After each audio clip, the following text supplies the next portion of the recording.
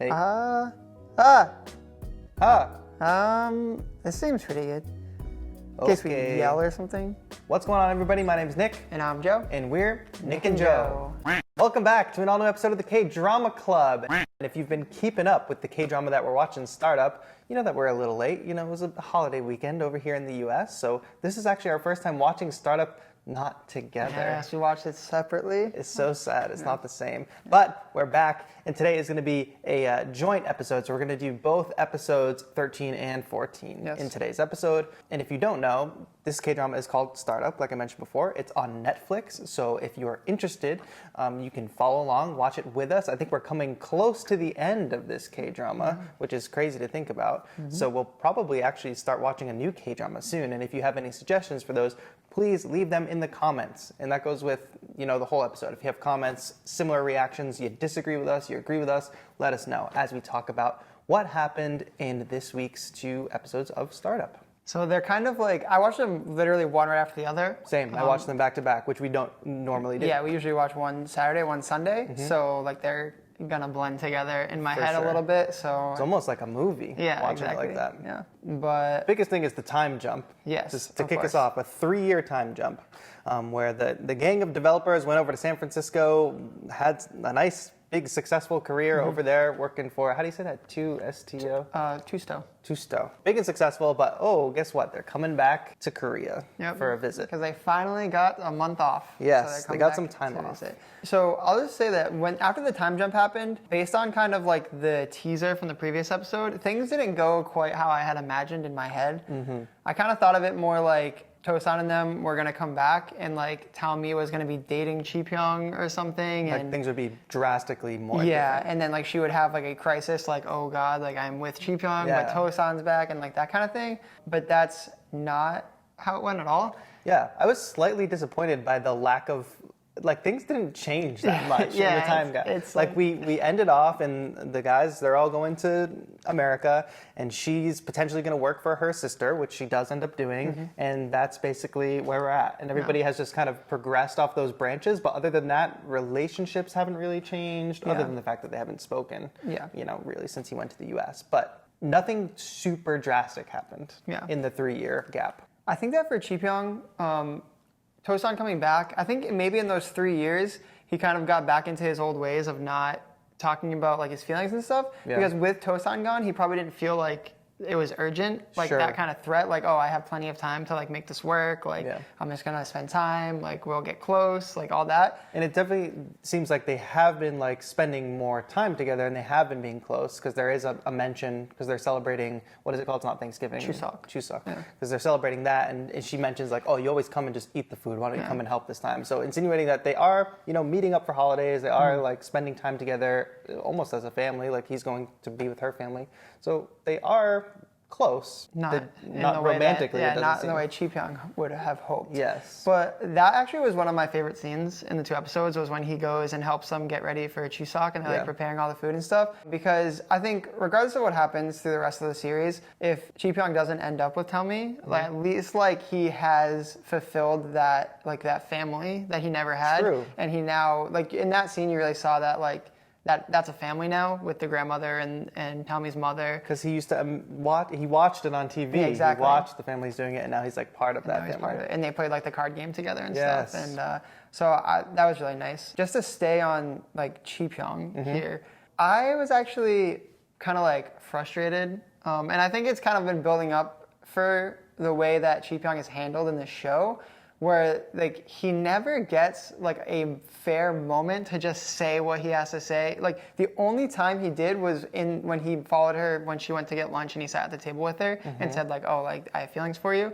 It's not that he doesn't get the moment. He doesn't take advantage of any moments to say what he wants to say. That's true, but it's also like every time, like I feel like he in his brain like puts the ball in Tommy's court. Like he does like these little things and expects like her to pick up on it.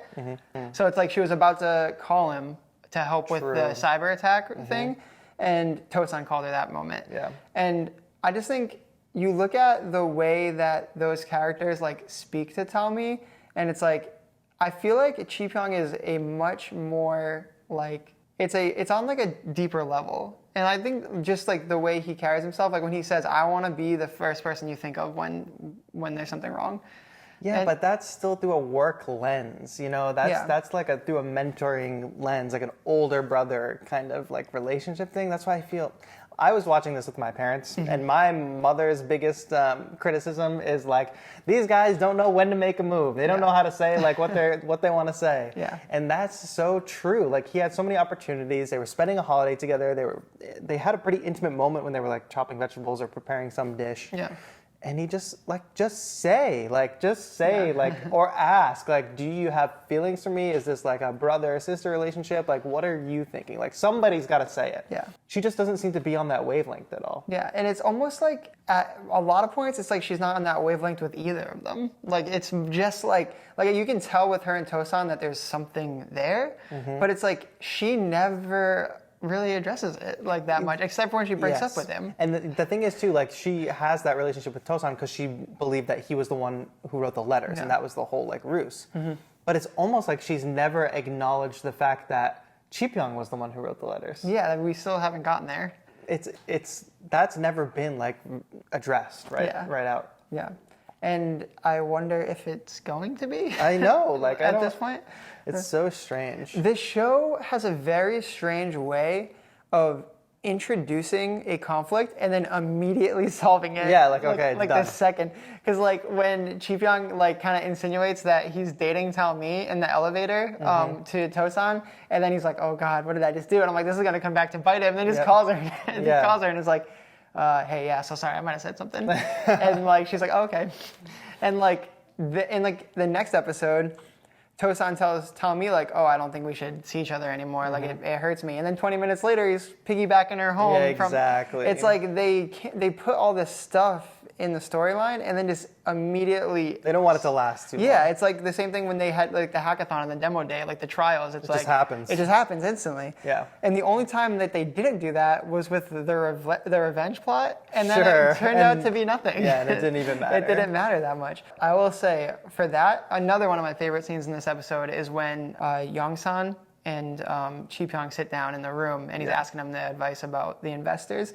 Because he shows the Miss Yoon like all the business cards they got, and she's like, if they want to invest in you before they know what your company's about, they're then trash. Get rid of them all. So she's like, ask somebody, go find an investor, ask someone who doesn't want to invest, and convince them. And they get to have that moment. Yeah, I thought that was really nice. Yeah, exactly. And it actually like tied together that the revenge plot line kind of well, where it could like resolve it. And he's like, I was just looking for someone to blame. And Chipyong's like, I know I was a little bit harder on you guys than I should have been. And I thought that was like a good little like thing to throw in there. And we're not going to pretend that it didn't happen. Exactly, like just to like address that again and kind of like close that, so you know. Because when they first saw each other, Yongsan's like, oh, like we're super successful now, and Chipyong's like, oh, awesome, it looks really great. Cool. Yeah. You're like, oh, he didn't get like the satisfaction that he wanted. Yongsan didn't. But then when they sit down together, it's like for some harsh, real talk. Exactly, and he says like, "I want you to be harsh." Yeah, and, that was a nice scene, I thought. That made it all kind of make sense because I think Chipyong took a lot of flack and put it on himself. Like was hard on himself for how hard he was on them, and to have Yongsang seeking that like was nice. That was kind of like validating, and they kind of met in the middle. He says, "I was being super harsh." He said, Yongsang says.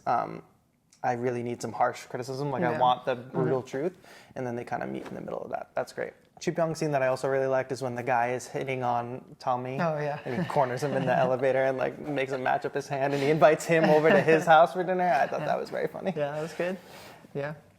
But it is like he has taken like a like protector role, it seems like, or like he like even from the beginning, even from the very beginning, like that was like his role is like, oh, I'm gonna protect this person, like like almost like the person in the letters was like protecting her when she was younger. Yeah. And it's like he wanted to take that role, but I think it's just there's like a disconnect there between them. He's not making the romantic jump. It's like strictly staying in that space. Yeah. Which maybe will that be his arc? Will he believe? Like with him being an orphan and not having a family, not people who love him like that? Will that be like his journey to like find that he can love somebody? Not necessarily romantic, but he can have like this deeper love, like a sisterly kind of relationship. Like maybe that's his growth in the end, but that's also, I don't know, I feel like that's not satisfying. Yeah, exactly. And 100%, just because of the fortune he got from the little speaker thing that says, like, you're a faint-hearted batter, like, you might strike out, but you might hit a home run, like, he is going to shoot his shot in these last 2 episodes. He's got to swing the bat. Yeah, he's got to swing the bat. Full on, something is going to happen there, and there's going to be, like, some final determination. And honestly, like, I've been going back and forth, because from the beginning, I've wanted Chi Pyong to end up with Talmi. And I've been Team Tosan the whole time. And I've been going back and forth on whether or not, like, it's even a possibility just based on the way the show has gone. Yeah. 2 episodes left. 2 episodes left, and I think that it is possible that it goes that way. Just because they have not made any sort of clear determination either way. You are crazy. There's no way that this flips. The whole thing has been Talmi and Tosan, like, what's going to happen between them, especially in the moments we get in episode 14 with them together. She's pursuing him. He's clearly in some weird headspace. But there is no way that in the last 2 episodes of this series, it flips and she goes for Chi Pyong. There's no way. Yeah. I would say it's possible. And if it happens, people can timestamp this and then, like, clip this. I'll put it in the final video. Yes. I would be happy if it went that way. I just think I would feel betrayed by the show. Yeah, I think that it would be a little misleading for them to, like, go this deep into the Talmi and Tosan stuff just to kind of, like, flip it at the end. I feel so little, like, connection to the character of Tosan.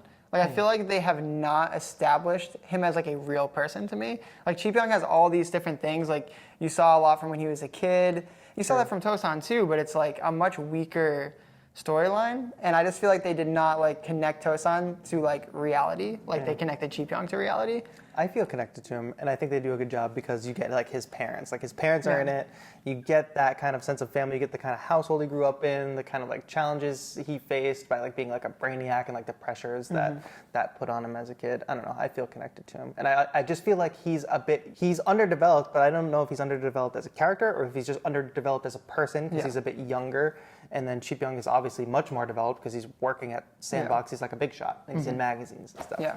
So I think that's the biggest difference between them. And to me, Tosan's point in life, like, matches more Talmi and Chi Pyong. He just seems like of a different generation than her. Like they just missed each other's generation is what it seems like.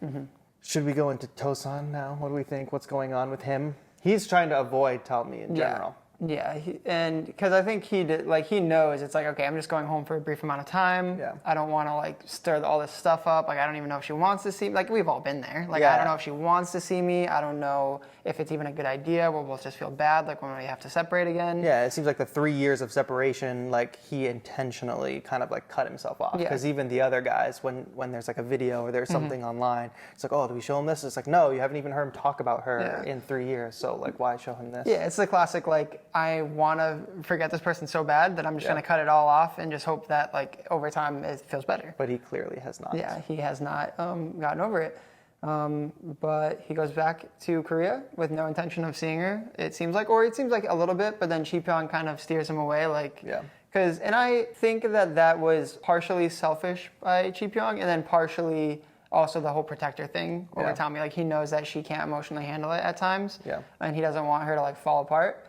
Because when push comes to shove, just really briefly, we had to mention this when we talked about Chi Pyong, he always does what is, like, in the best interest of, like, the future of the people. Sure. Like, he never selfishly... He doesn't make emotional decisions. Yeah, he doesn't make emotional decisions about Talmi and, like, jeopardize her future. He always, even if it hurts him personally, steers them in the right direction professionally. And that's frustrating. That is frustrating to watch. Yes.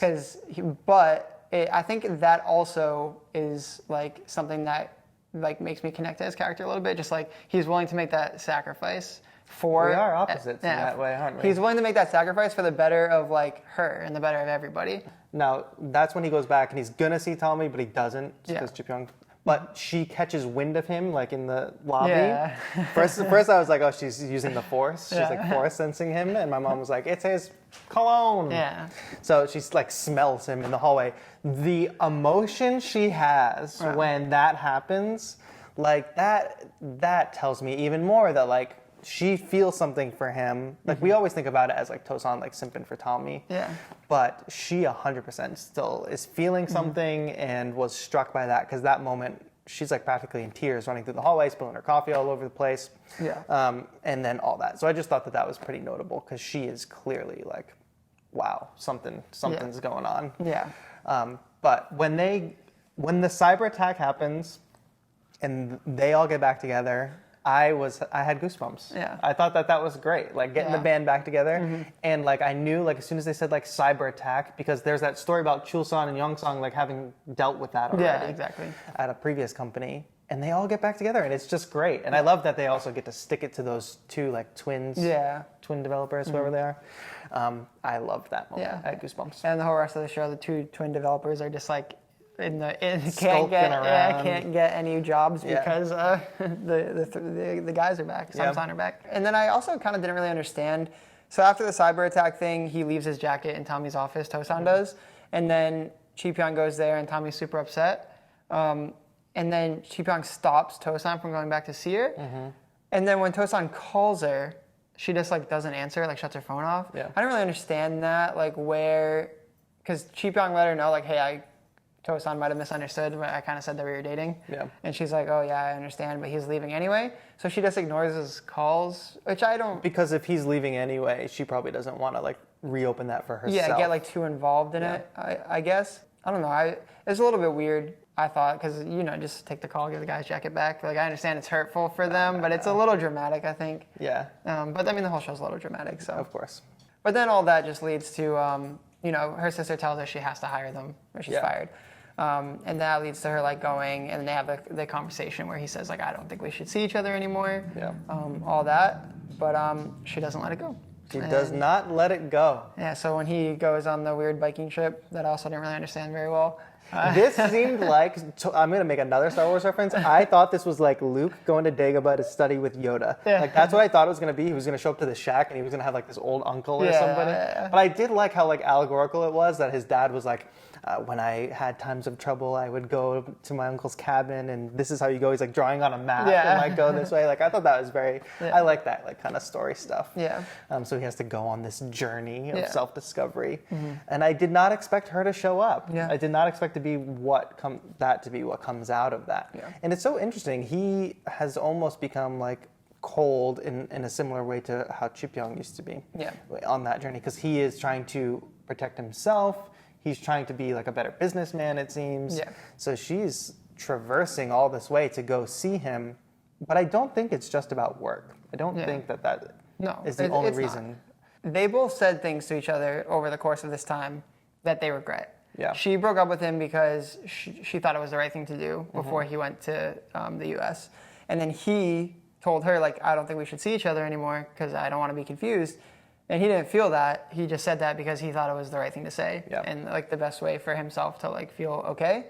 But they kind of had to meet up and kind of like realize that that's not, they were just saying that because that was what they thought was the right thing to say. Exactly. And not because that's what they were actually feeling. But I liked when she went there, it was like Tosan, Youngsan, and Chulsan, they were starting their own company, but they were all realizing at the same time that they didn't really want to start their own company. No, they want to be developers. They want to be developers, And Chi Pyong helped Youngsan come to that conclusion. Yeah. Saha helped Chulsan come to that conclusion. And then Tommy had Tosan come to that conclusion. And I thought that was really interesting because the Tosan and the Chulsan parts of that you would expect, but the Chi Pyong and Youngsan part of it was very like unexpected, where he actually gave him some like super sound advice. Yeah. And Youngsan took it and said like, you know what? I understand exactly what you're saying, and they all go to work for EJ's company and working on Tarzan. Yeah. Which, to talk about Tarzan, pause. Did you remember that was the analogy? I remember that there was a story about Tarzan, but I didn't remember exactly what it was. But that when they showed the scene on the bench, obviously it instantly came back to me. Yes, because I was like, why would they bring up why did they name the car Tarzan and have such a bad story? And then she gives a bad answer, basically. And then when they bring it back to that moment, I was like, oh, I wish I remembered that. I wish I was smart enough to connect those dots myself. But so smart. Yeah. And the fact that she tells him that too, like they have that moment. Yeah. But he still is a little cold at the end of that, Yeah. even when he's piggybacking her out of that place. Yeah. But I still have hope. I think that that's a great move, and he's obviously being like very protective of himself. Yeah. Like trying to not get in too deep, trying to be a better businessman. Like I said before, like he's like I want shares or whatever they come to the conclusion of. So I assume we'll see a little bit more like Tosan and Injae interaction, maybe like business wise next episode or something. And they're worth it because they're hot shots. They're in the magazine. They're like. How do you say that company? Tusto. They're like, they really wanted to keep them, but they left to do their own thing. So I'm excited for what's to come. Yeah, it's like they brought the whole team back together, but now Injae is their boss. I know, that's, and she's going through amazing growth too, like trying to dissolve the adoption. So she's no longer connected to the stepfather, who is of course running this rival self-driving car company. But that's great for her. She has that nice moment with the grandmother, where the grandmother doesn't even know it's her, but she helps her. And that's when she realizes that she wanted to change her name back to yeah. So I have like this is all going towards a very nice happy ending, at least for the sister relationship for sure. Even though after 3 years of them working together, it still seems like a little bit of a they've gone catty. Yeah, a little catty. They've gone a little bit further. Like she calls her what's the word for older sister? Oh, Ani? Yeah, so like she calls her that a couple times, which I had not heard her previously call her that at all. So it does seem like their relationship since they were kids. Yeah. So their relationship has definitely developed. And there are moments where there's like it looks like Injae trusts her because there are moments where she pulls her out of the room to like talk to her separately. And they talk more casually. Yeah, like and like they're like smiling at each other and things. So I think the relationship has come a long way. Yes.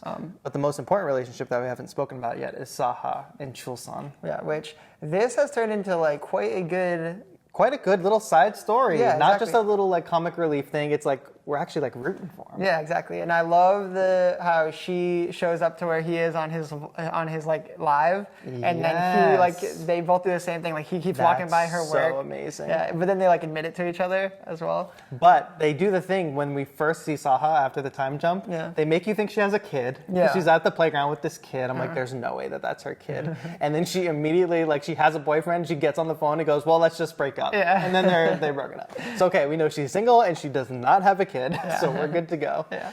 But I love that. I love that they stalk each other basically and try to just end up like, oh, look, I'm walking by where you are.